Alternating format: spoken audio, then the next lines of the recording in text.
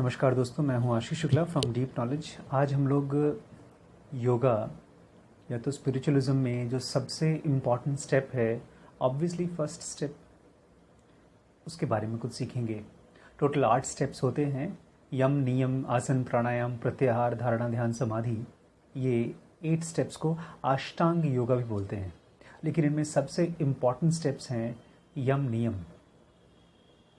इसको हम आज डिस्कस करेंगे। सब्सक्राइब करिए और बेल बटन दबाकर डीप नॉलेज की वीडियोस सबसे पहले पाइए।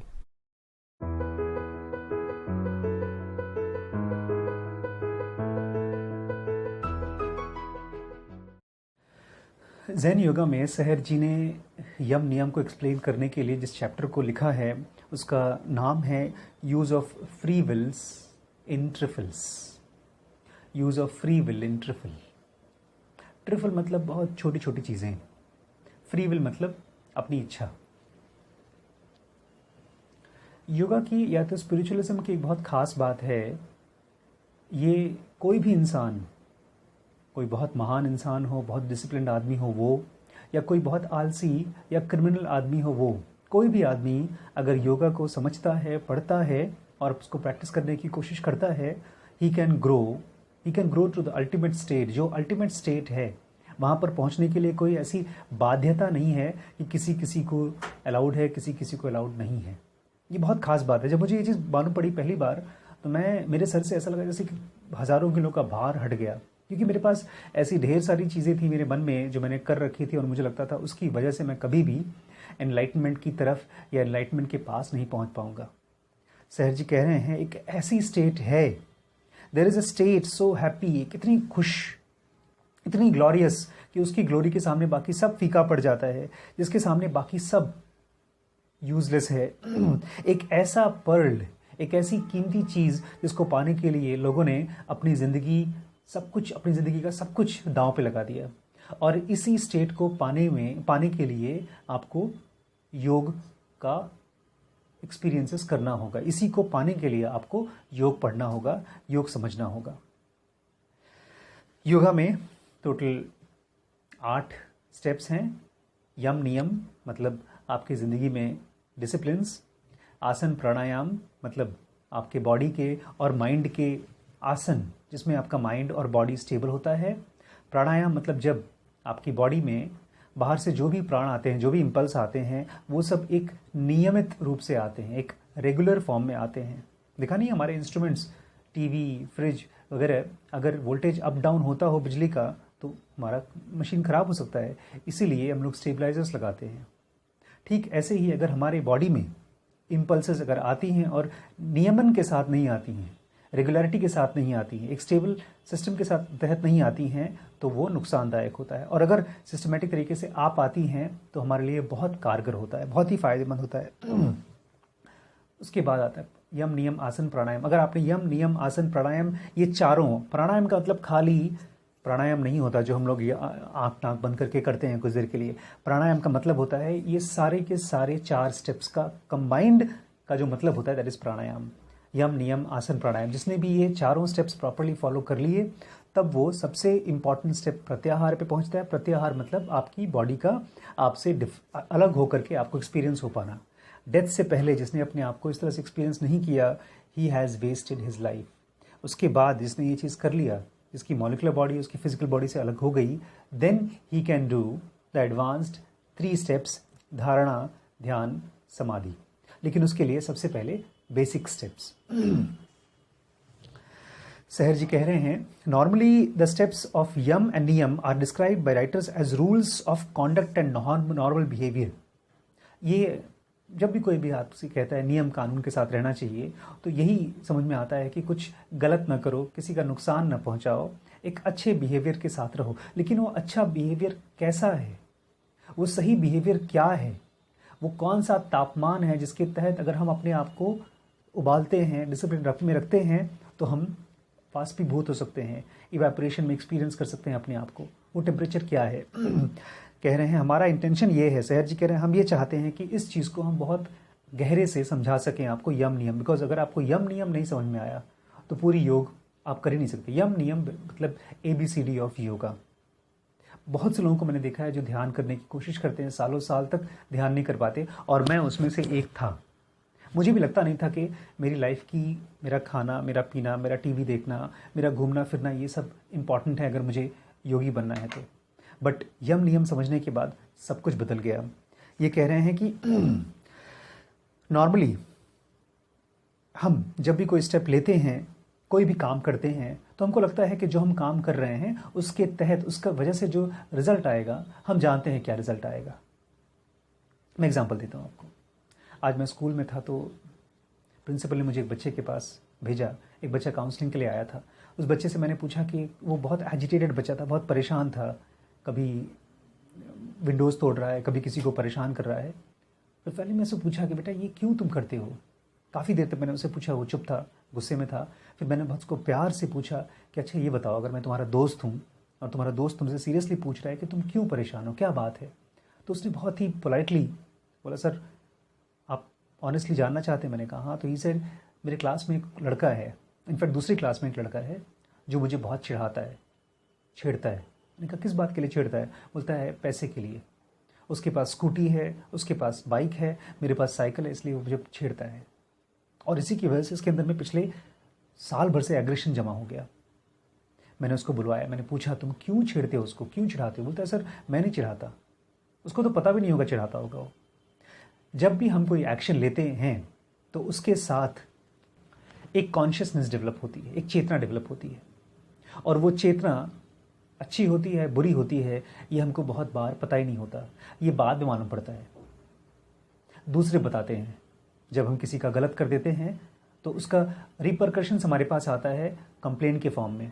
कभी हम अपने साथ अगर गलत कर बैठते हैं, हमने गलत हैबिट डेवलप कर दी हो, सिगरेट पीना शुरू कर दिया हो, अल्कोहलिज्म हो गया हो, तो हमारी बॉडी हमको बताती है कि हमने गलत किया है, लेकिन तुरंत उस समय हमको नहीं मालूम पड़ता कि हमने गलत किया कि सही किया। इसके शब्द जिनोगा में बहुत खास हैं, इसको मैं चाहता हूँ आप सुने।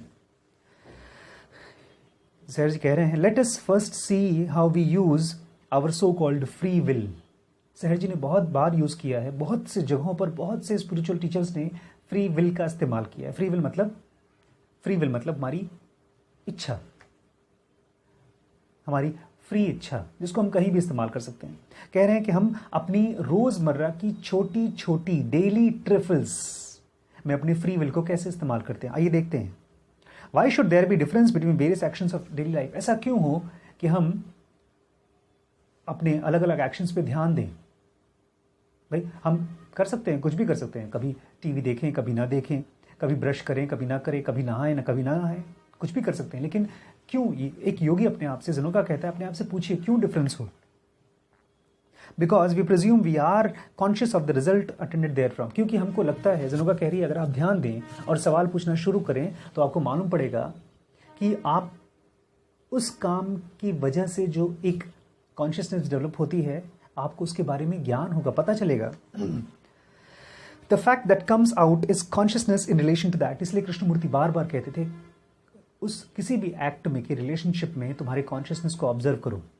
जब उस काम को करते हो तो तुम्हारा मन किस स्टेट में रहता है। Do you feel happy. आपने किसी को कुछ दिया, गिफ्ट किया, किसी को दान दिया, तो आप कैसा फील कर रहे हैं। फायदे के लिए नहीं, किसी को परेशान करने के लिए जब हम कुछ करते हैं तो परेशान तो कर लेते हैं, लेकिन हमारा मन उसके बाद कैसी स्टेट में होता है। जब किसी को डांट लेते हैं तो हमारा अपना मन किस स्टेट में रहता है। सहर जी कह रहे हैं, this consciousness can be due to punishment. हमको अपनी चेतना के बारे में, अपनी गलतियों के बारे में, अपनी सही चीज़ के बारे में या तो पनिशमेंट से मालूम पड़ता है जो दूसरे देते हैं। समाज में अगर हमने कुछ गलत काम किया तो समाज हमको पनिशमेंट देता है, लोग बेइज्जत करते हैं, या तो नेचर पनिश करता है, बॉडी बीमार कर देता है, या और there is a better way of knowing. ये बहुत पुराना बोलते हैं, बहुत ही रूढ़िवादी सिस्टम है, जिसके तहत आपको अपने कॉन्शियसनेस के बारे में मालूम पड़े। जब भी आप कोई काम कर रहे हैं, उससे निकलने वाला कॉन्शियसनेस, मैं चाहता हूँ उसको आप अच्छे से समझें। जो भी आप काम कर रहे हैं उससे निकलने वाला कॉन्शियसनेस, और इसको कोई और ना बताए आपको। आपका फ्रेंड, आपके पति, आपकी वाइफ, किसी को अगर बताना पड़ रहा है कि आप गलत कर रहे हैं या उसके साथ गलत कर रहे हैं, तो आप अभी यम नियम को नहीं समझे। सहर जी कह रहे हैं, जब कोई और बताता है या कोई परेशान करके हमको मालूम पड़ता है कि हमने गलत किया, this is the most primitive but essential step in the awareness. जब भाई कोई मना करता है या कोई हमको मारता है या कोई पीटता है या हमारी बॉडी बीमार पड़ती है, तो हमको अवेयरनेस ही तो होता है उस चीज़ के बारे में कि हमको ये नहीं करना चाहिए था। लेकिन ये बहुत प्रिमिटिव है। ये जैसे जानवर को बताया जाता है, जानवर को जब मार पड़ती है तब मालूम पड़ता है सही है कि गलत कर रहा है वो। द नेक्स्ट स्टेप, लेकिन अगर इससे हायर कॉन्शियसनेस पे जाना है तो क्या है? The next step of consciousness is our own desire to act in a particular manner even if there is no resultant punishment. किसी खास तरीके से काम करना जो सही तरीका हो, लेकिन हम इसलिए कर रहे हैं क्योंकि हमको पनिशमेंट का डर नहीं है। आज मुझसे कोई पूछ रहा था कि लाइफ कैसे डिसाइड करती है कि किसका कर्म सही है, किसके कर्म गलत हैं, किसको किस्मत देनी चाहिए, किसको बदकिस्मत देनी चाहिए, ये कौन डिसाइड करता है? Obviously unmovable laws of life. Life में कुछ नियम कानून है। लाइफ अलाउ करती है, आपकी फ्री विल को अलाउ करती है कि आप उसको तोड़ सकते हैं, लेकिन आप तोड़ेंगे तो उसके बदले में आपको पनिशमेंट देती है, बदकिस्मती के फॉर्म में, बीमारी के फॉर्म में और भी तरीके। लेकिन जब आप देखते हैं कि सही चीज़ को करने के लिए आप किसी लालच के तहत नहीं, किसी पनिशमेंट के तहत नहीं, फिर भी आपको अनायास सही चीज़ करने का मन करता है, इसका मतलब आपका कॉन्शियसनेस बढ़ रहा है। Not when we are guided, जब कोई डराता है तब नहीं। लेट अस एग्जामिन, कुछ चीज़ें हैं जो कुछ खास ट्रिफल्स हैं जिसको एग्जामिन करके ये बताते हैं सहर जी कि आप इनको प्रैक्टिस कर सकते हैं रोज़मर्रा की लाइफ में। ये देखने में बहुत छोटे हैं, लेकिन जब आप इसको पहली बार प्रैक्टिस करेंगे तब देखेंगे कि it's very very useful step for higher levels of yoga.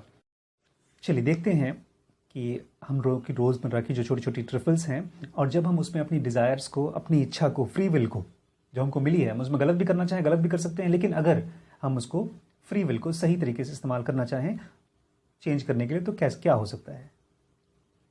इसमें एक और ख़ास चीज़ उन्होंने यूज़ किया है, the line of least resistance.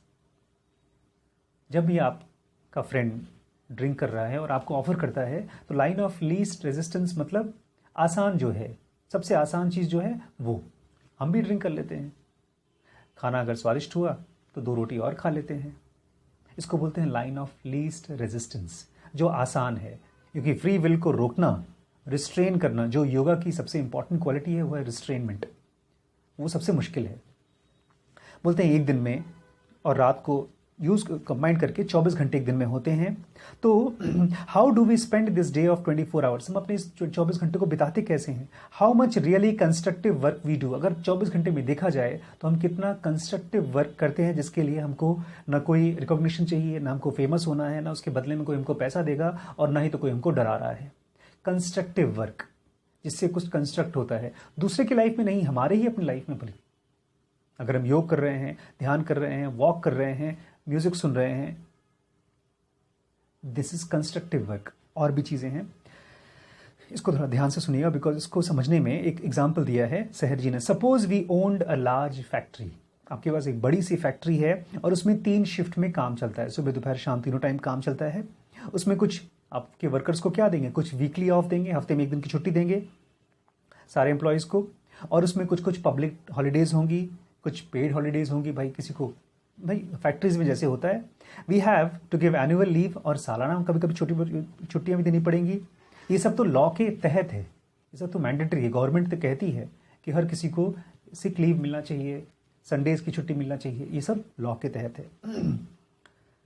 Such a factory, लेकिन इस तरह की फैक्ट्री आपके पास है, जनोगा कह रही है, जिसमें कि तीनों टाइम काम चलता है, बल्कि 3 टाइम नहीं, 4 या 5 टाइम कभी कभी काम चलता है। कहाँ है पता है आपको? जिसमें कि प्रॉफिट भी बनता है आपके बॉडी में से। बोल रही है इस तरह की फैक्ट्री जब पूरी शिफ्ट में काम करती है, उसको प्रॉफिट बनाना पड़ता है, बोनस दिखाना पड़ता है। और ये जो वंडरफुल फैक्ट्री है, ये है कहाँ? ये आपका स्टमक है, पेट है। हमने कभी देखा नहीं पेट को फैक्ट्री की तरह, हमको तो लगता है पेट कोई मशीन है ना। मशीन के अंदर में, ये हमारी ह्यूमन बॉडी में और मशीन में बहुत बड़ा फ़र्क है। इसको थोड़ा सा मैं यहाँ पर रुक करके आपसे बात करना चाहता हूँ, क्योंकि हमारी जनरेशन टेक्नोलॉजी से पूरी तरह से पागल होती है। उसको लगता है telephones, gadgets, bikes, cars, planes, ये सब टेक्नोलॉजी है। ये बहुत अलग टेक्नोलॉजी है ही नहीं कंपेयर टू जो हमारी बॉडी है, दैट इज एडवांस्ड टेक्नोलॉजी। छोटे छोटे हिस्सों से फ़ोन बनता है, कारें बनती हैं, लेकिन हमारी जो बॉडी है एक ऐसी एडवांस टेक्नोलॉजी की चीज़ बनी हुई है कि इसमें एक स्टमक में कम से कम 100 लाख करोड़ से भी ज़्यादा सेल्स होते हैं, छोटे छोटे छोटे छोटे। और ये सेल्स वर्कर्स की तरह काम करते हैं। ये सब पैदा होते हैं, काम करते हैं, फिर मरते हैं। लाखों करोड़ों वर्कर्स हमारे पेट में काम करते हैं, अलग अलग टाइप के काम करते हैं। यस, यही तो टेक्नोलॉजी है कि कैसे अलग अलग सेल्स को एक साथ जोड़ करके काम करा रही है हमारी बॉडी। कह रहे हैं कि हमारी जो बॉडी है, तीनों शिफ्ट में millions and millions of workers cells काम करते हैं, 365 दिन। कभी छुट्टी देने की सोची है आपने इस पेट को? कभी आराम देने के लिए? आप हंसेंगे, आप कहेंगे पेट को भी आराम दिया जाता है क्या? जब हमको आराम करना होता है तब हम खाना खाते हैं, सोते हैं। लेकिन जिस तरह से आप अपने पेट के लिए हंस रहे हैं कि पेट को शायद आराम नहीं, लेकिन इसी तरह से आज से 500-600 साल पहले रोमन्स हंसते थे गुलामों के लिए। आज एम्प्लॉयज़ हो गए हैं, छुट्टियां देनी पड़ती हैं लॉ के तहत, लेकिन उस ज़माने में लोग हंसते थे कि गुलामों को भी छुट्टी दी जाती है क्या? गुलामों को भी आराम करना होता है क्या? गुलामों को वे पैसे दिए जाते हैं क्या? जी हाँ, पेट को छुट्टी चाहिए। अगर कम से कम फेयर तो हो, उसको अपने पेट के सेल्स को आराम तो करने दें, दया तो करें उसके ऊपर।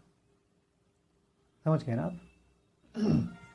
इसके अलावा 2-3 और ट्रिफल्स हमको ध्यान ये देना पड़ेगा कि हम बैठ के खा रहे हैं या खड़े होके खा रहे हैं।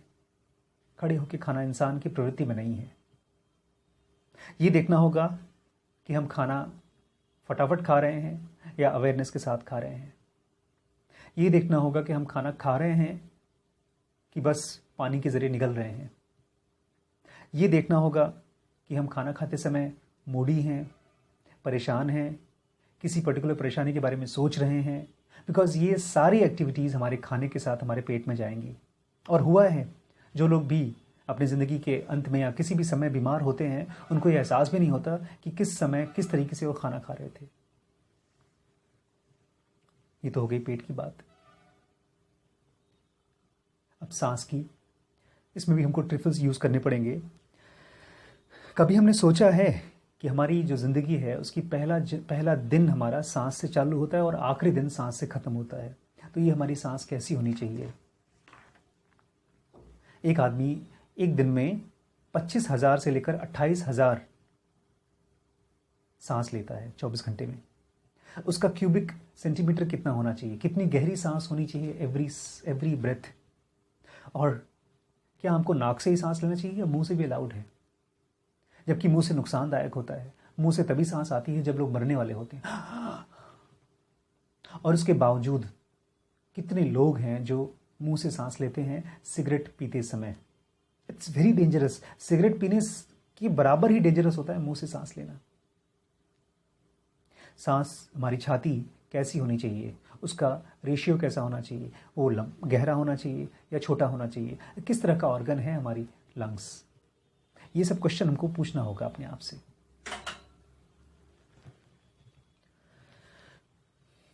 क्योंकि हमारे सांसों के साथ खाली ऑक्सीजन नहीं आती हमारी बॉडी में, कोई और चीज़ आती है जिसको हमको रेगुलेट करना होगा। नेचर बहुत एक्सपर्ट है, बहुत ही ज़्यादा एक्सपर्ट है। इसलिए मैंने कहा ना, गैजेट्स इस बॉडी की टेक्नोलॉजी के सामने अभी हज़ारों लाखों साल पीछे हैं। ये जो छोटी छोटी चीज़ें हैं, आपका खाना, आपका खाने का तरीका, आपका सांस लेना, आपके सांस लेने का तरीका, इनको छोटी छोटी चीज़ों से आप पूछेंगे कि ये छोटी छोटी चीज़ें क्यों पूछ रहे हैं? Why are these small things are being so much wonder? Why are we giving so much of importance? Because इसी छोटी छोटी चीज़ों से आपका मेंटल मेकअप बन रहा है। इन्हीं छोटी छोटी चीज़ों से आपके अंदर में जब ब्रेन के सेल्स सही तरीके से कनेक्ट करेंगे, सही हैबिट्स में कनेक्ट करेंगे खाने के और सांस के, तब जाकर के आप एक ऐसी चीज़ को एक्सपीरियंस करेंगे जिसमें आपके लिए सही काम करना कोई मेहनत का काम नहीं होगा। और उस एक्टिविटी को जहाँ पर आपको सही काम करने के लिए कोई मेहनत नहीं करना पड़ता, इसको बोलते हैं कैरेक्टर। कैरेक्टर बोलते हैं इसको। चरित्र। और दोस्तों, किसी और बिजनेस में तो चल सकता है, लेकिन योग के बिजनेस में, स्पिरिचुअलिज्म के बिजनेस में, स्पिरिचुअलिज्म के काम में कैरेक्टर नींव है। अगर आप अपनी लाइफ में, अपनी बॉडी में, अपने माइंड को की एक्टिविटीज़ को प्रेडिक्ट नहीं कर पाएंगे सही काम करने के लिए, अगर आपको ये पता नहीं कि आप सही करने वाले हैं कि गलत करने वाले हैं, तब आप योग का पहली सीढ़ी भी नहीं चढ़ सकते। अगर आप करते हैं तो एक छोटा सा चीज़, ये जो बिजनेसमैन हैं जिनके पास फैक्ट्रीज़ हैं, उनके ज़रिए हम सीख सकते हैं।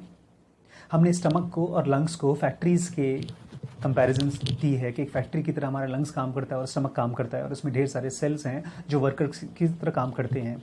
तो उसी एनालॉजी में, उसी कहानी में, अगर जब भी कोई प्रोडक्ट बन रहा है, जब भी कोई प्रॉफिट निकल रहा है प्रॉफिट कंपनी से, तो उसमें एक चीज़, तो उस फैक्ट्री में there is something called as allowable variance. जैसे जब भी कोई किसी प्लांट में या कंपनी में कोई प्रोडक्ट बन रहा है, तो 2 मोबाइल फ़ोन एक सैंपल के, एक कंपनी के, लेट्स से सैमसंग का मोबाइल बन रहा है और सैमसंग S8 का मोबाइल आप देख रहे हैं, तो अगर 2 एक तरह के फ़ोन आपने उठाए और अगर दोनों की शक्ल एकदम मैच नहीं हुई, थोड़ी बहुत इधर उधर है, तो वो इसलिए है क्योंकि दोनों में कुछ वेरिएंस हैं। लेकिन कितना वेरिएंस अलाउड हो? कंपनीज बिल्कुल वेरिएंस अलाउ नहीं करती। कंपनीज चाहती हैं कि जितने मोबाइल्स निकलें, जितने भी प्रोडक्ट निकलें, वो सब की क्वालिटी सेम होनी चाहिए। ज़रा सा भी एरर का मार्जिन नहीं होता किसी भी कंपनी में। क्यों? Allowable variance in manufacturing process, we realize that there are very strict tolerance of all processes in factory, and beyond a certain tolerance we cannot go.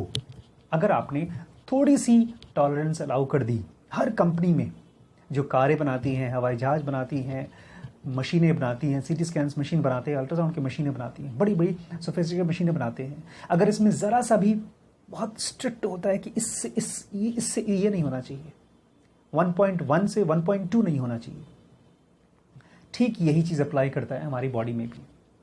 होता क्या है, जब भी हम नॉर्मल ज़िंदगी जीते हैं, एक रूटीन में हम जीते हैं। वैसे तो हम, कोई पूछता है ना कि आप ड्रिंक करते हैं? जी नहीं, मैं ड्रिंक तो नहीं करता हूँ। कब करते हैं? ओकेजनली करता हूँ। और वो ओकेजन कब आता है? ऑलमोस्ट रोज़ शाम को आ जाता है। शुरू में तो ओकेजनली हुआ था, शुरू में तो कभी कभार हुआ था, लेकिन धीमे धीमे वो रोज़ हो गया। वो जो कभी कभार था, दैट वॉज अलाउएबल वेरिएंस, कि आप अपने आप को कितना भटकने देते हैं। ओशो से पूछ रहे थे कोई कि बुद्ध ने इसी चीज़ को, योग को, मध्यम मार्ग से पढ़ाया था, के नाम से पढ़ाया था। मध्यम मार्ग मतलब बीच में चलना, इतना खाना, इतना रहना, ऐसे रहना कि आपकी बॉडी में से मेडिटेशन की सुर निकल सके। लेकिन बुद्ध ठीक कंपनीज की तरह ये कहते थे कि जितना अपने आप को तुम वेरिएंस की अलाउएबिलिटी दोगे, जितना तुम ज़्यादा खाने में इंटरेस्ट रखोगे, जितना तुम अपने आप को छुट्टियाँ दोगे यम नियम से, जितनी छुट्टी दोगे तुम्हारी बॉडी उतनी ही बिगड़ती जाएगी। और होता क्या है, शुरू के दिनों में वो वेरिएंस होता है, आप अपने आप को छुट्टी देते हैं, बाद में यही चीज़ बढ़ बढ़ के बुढ़ापे में वीकनेस बन जाती है। और एक टाइम के बाद तो ऐसा हो जाता है कि आप अपने आप को वापस डिसिप्लिन में ला भी नहीं सकते। यही कह रहे हैं, यूथ में जो चीज़ वेरिएंस है वही बुढ़ापे में और मिडिल एज में जाकर के कंप्लीटली फेलियर बन जाता है। एक बूढ़ा आदमी अपने आप को, बॉडी को भी कंट्रोल नहीं कर पाता। इसी चीज़ के लिए पुराने ज़माने में मार्शल आर्टिस्ट्स होते थे जो अपनी बॉडी को रेगुलेट करने के लिए, कंट्रोल करने के लिए एक्सरसाइजेस करते थे। एक एक्सरसाइज दे रहे हैं सहर जी, इस चीज़ को बहुत सीरियसली सोचिए। व्हाट इज़ यम नियम? यम नियम क्या होता है? And should free will be used in trifles. और हमको क्या अपनी ज़िंदगी की छोटी छोटी चीज़ों में अपनी फ्री विल को यूज़ करना चाहिए? क्या हमको रोकना चाहिए अपने आप को, या अपने आप को अलाउ करना चाहिए इंडल्ज करने के लिए किसी भी चीज़ के साथ, किसी भी एंजॉयमेंट के साथ? और अगर हम ऐसा करते हैं तो उससे हमारी बॉडी पर क्या असर पड़ता है? इस चीज़ को ध्यान से सोचिए। Do our mental tolerances reach beyond danger point? और क्या हमारे माइंड का एक टॉलरेंस लेवल है, एक डेंजरस टॉलरेंस लेवल है जिसके बियॉन्ड गया तो हमारा दिमाग पागल हो सकता है? और क्या लोग इसको क्रॉस करते हैं? और अगर करते हैं तो उसकी रेमेडी क्या है, इसका इलाज क्या है। These are in small, in nutshell, yama niyama according to Zen yoga. हमने पढ़ा है पेज नंबर 61, 62 से लेकर के 64 तक, कल और पढ़ेंगे। हर किसी के पास ज़ेन योगा होनी चाहिए, एक कॉपी ज़ेन योगा की आपके पास होनी चाहिए। अगर आपने नहीं ली है तो प्लीज़ ले लीजिए, मेरे पास अवेलेबल है, आप मुझसे ले सकते हैं। अगर आपके पास ज़ेन योगा रहती है, उसके क्लियर सेंटेंसेस हैं, जिसके पास ज़ेन योगा रहती है उसके पास प्रॉब्लम्स धीमे धीमे हमेशा के लिए ख़त्म हो जाएंगे। ये मेरा पर्सनल एक्सपीरियंस है।